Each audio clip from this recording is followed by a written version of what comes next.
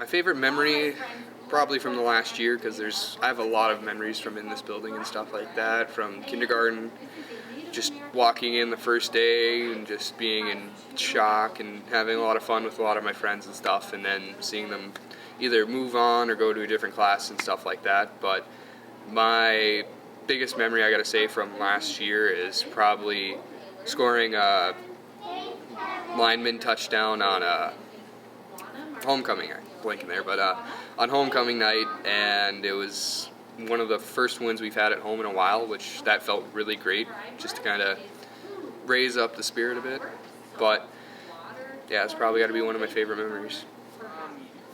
It's going really well. I mean, it's a big difference considering COVID and everything, which when it comes to deciding on colleges, it made it kind of hard because, like, if I wanted to go for athletics, most of the schools that I wanted to go to couldn't really reach out to me due to, like, restrictions on how many athletes they can have on their team, and the NCAA offered for senior athletes that were affected by COVID to come back and do another year.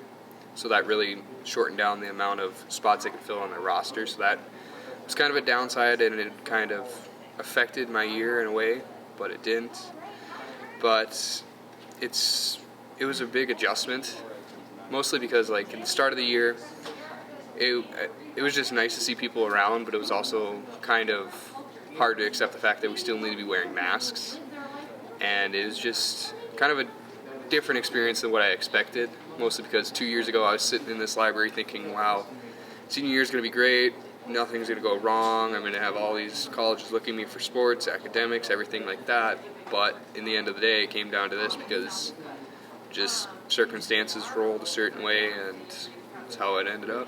I plan on attending the University of Jamestown, where I will be playing football, and I'll also be going into pre-med. I'm not sure exactly what I want to go into the medical field for, but I do know I just want to do something in the medical field, and if something doesn't work out, I mean, I've got other ways to go, because Northern Cass has set me up with good academic advantages with mathematics, science, and everything, where I could really get into that, focus on that, and just kind of learn with what my passion is, which is science and math and stuff like that.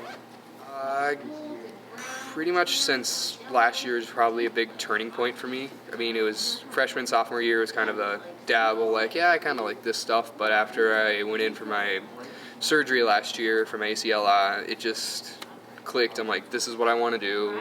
I mean, I like working with people, and there's people that I may not want to work with, but I do, I guess.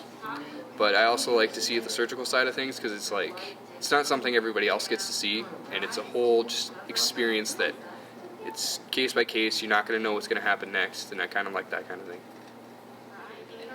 Humble, quiet, and strong.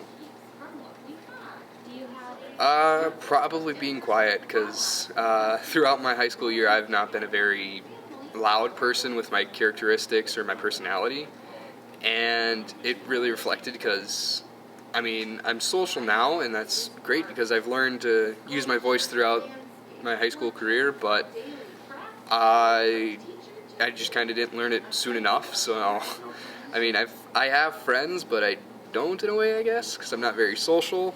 But yeah, probably when I broke Mr. Kinn's toes in football. That's all I can think of right now off the top of my head. Another embarrassing moment was when I got a haircut after a couple years not doing it, and I shaved my head again. It wasn't the best looking haircut. I got some weird looks, some weird names coming from it. But yeah, those are probably some of the most embarrassing things that happened to me. Oh, if you ain't first, you're last. Mr. Whitaker quoted Ricky Bobby from Talladega Nights, and he's probably one of my favorite teachers, and we just get along because he likes to quote stuff like that, and yeah.